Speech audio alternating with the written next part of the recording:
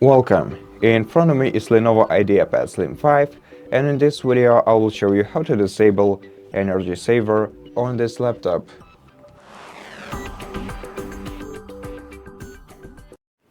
To do this, right-click the battery icon in the bottom right corner of the screen, then go to Power and Sleep Settings, and then select Energy Saver tab, expand it, and if you want to disable Energy Saver manually, switch this toggle to the left.